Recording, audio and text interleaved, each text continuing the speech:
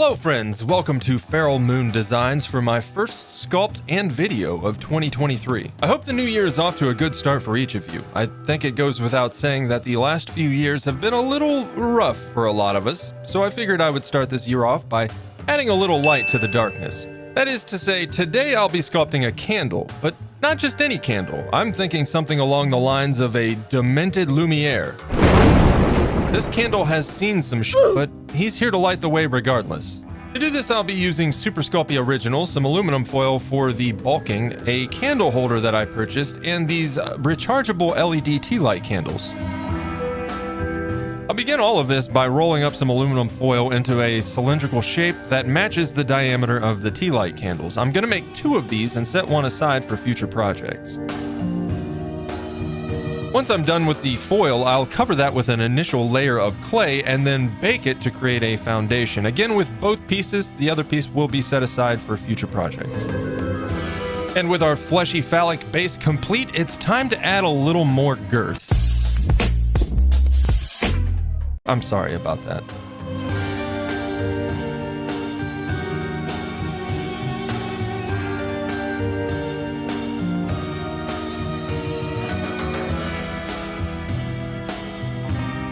Once I have the candle bulked out to the desired diameter and the tea light fits securely into the top, it's time to start planning out the facial region.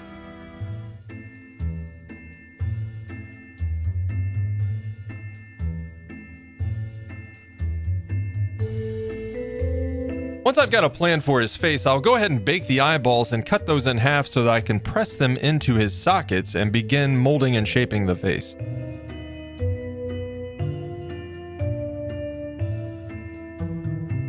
It's during this process that I'll actually begin forming out the nose and then using some rolled out snakes of clay around the eyeballs and blending those in to really accentuate the eyes as well.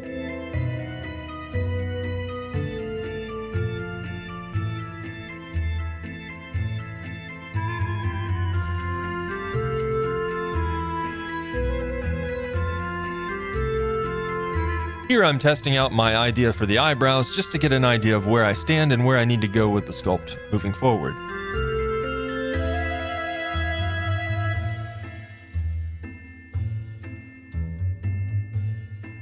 From there, it's just a matter of more blending and smoothing using my ball stylus and various tools, and I'll also add some chunky rolled out clay underneath the eyeballs to create some large bags under the eyes.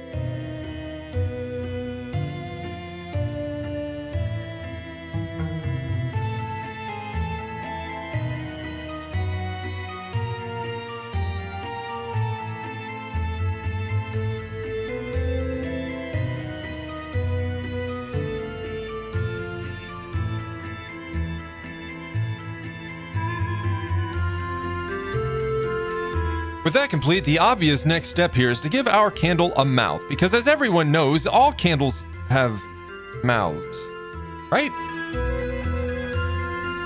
This is a pretty straightforward process, just using my scoop tool to remove that excess clay that I applied to the outside of our base down to the base itself, and then using my tools to kind of blend and smooth that in. Once the mouth is complete, I'll go ahead and finish up the eyebrow by making a final positioning adjustment and blending that in.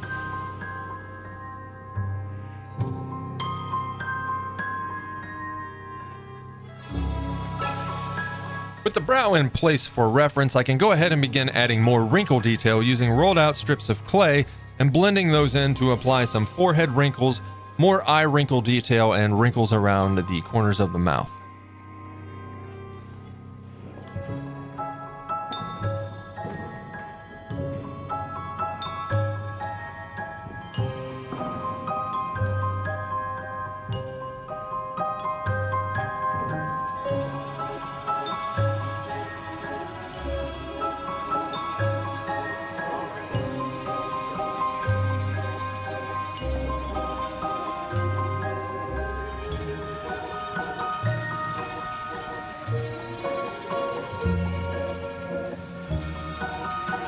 I'll also add a rolled out strip of clay along the bottom lip there and blend that in to just kind of form out the lip a little more.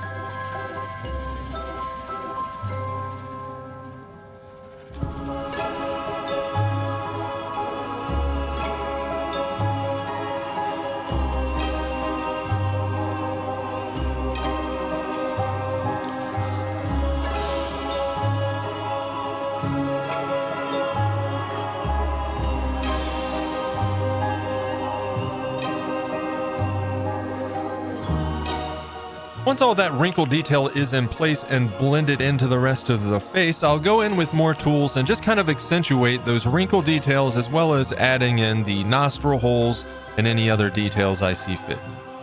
I'll also go in and start building out a base for the formation of the top of the candle, albeit most of it done out of view of the camera, so you'll have to take my word on this. Down to the final step before our initial bake now, I'll be using some cosplay to form out the stretchy, goopy wax on his mouth.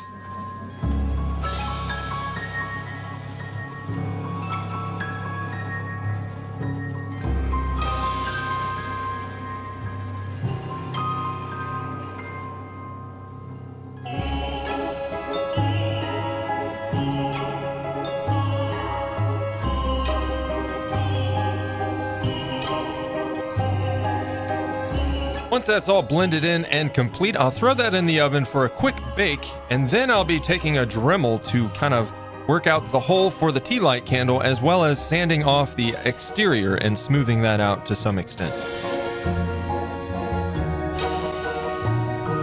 Into the final stretch for the sculpt itself now, I'm going to go ahead and start adding in the dripping wax effect, as well as building up the rest of the top of the candle and the bottom of the candle as well. For the drip effect, I'll be using some unevenly rolled out strands of clay, as well as some bacon bond brushed onto the surface of the candle itself, and then attach that and blend that in.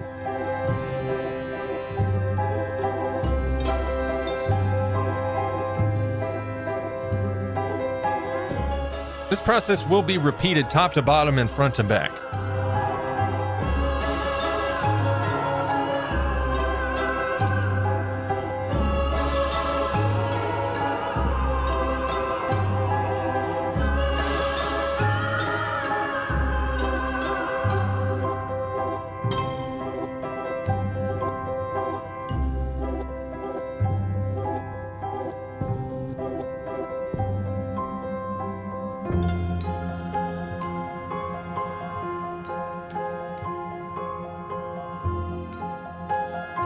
And with that, the sculpt is complete. It's time to give it a final bake, and then it's on to painting. To start off the painting process, I'm going to cover the entirety of the candle with a coating of gesso as a primer. This is white, and I'll go over it with a layer of white paint after the fact, just to give it a nice base coat.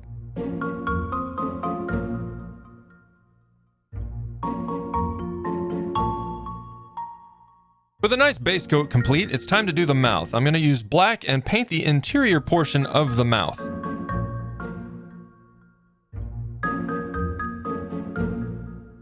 Now, because I don't want this candle to be perfectly white, in fact I want it to look a little bit weathered and aged, I'm going to add a heavy black wash and wipe away the excess. I want to apply an undertone that has a streaking effect.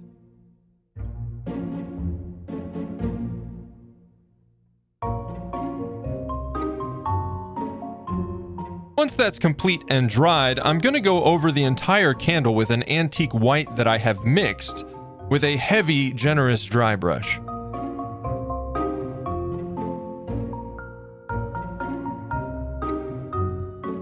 I'll repeat this process with multiple coats until I reach the desired coloration and shading effect. The outcome here is subtle, but I like it, and once that's complete, it's time to move on to the eyeballs, of course just giving a coat of white to those.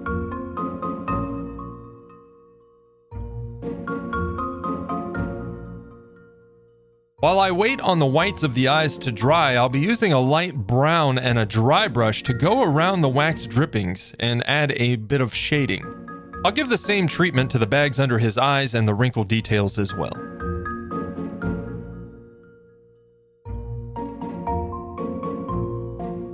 Next, it's time to do highlights, and to do that I'll be taking that antique white that I mixed up earlier, adding a little bit more white to the mix, and then dry brushing over those wax drippings.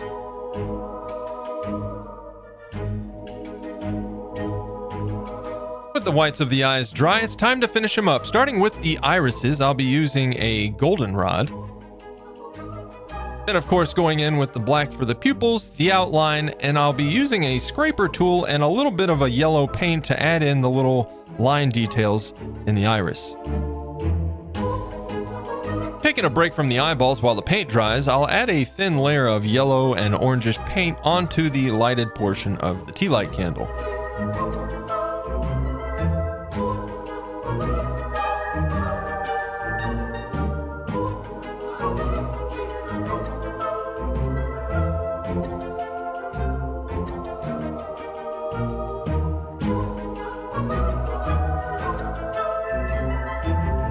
Once those eyeballs are dry, it's time to clear them up with some UV resin, my favorite part of the eyeball process. I'll paint it on, and then using my UV flashlight, I'll cure the resin, adding a nice shine to the eyeballs. From there, it's simply a matter of applying some epoxy to the bottom of the candlestick, securing it to the candle holder, adding the tea light, and folks, there's nothing more to do than to move on to the showcase.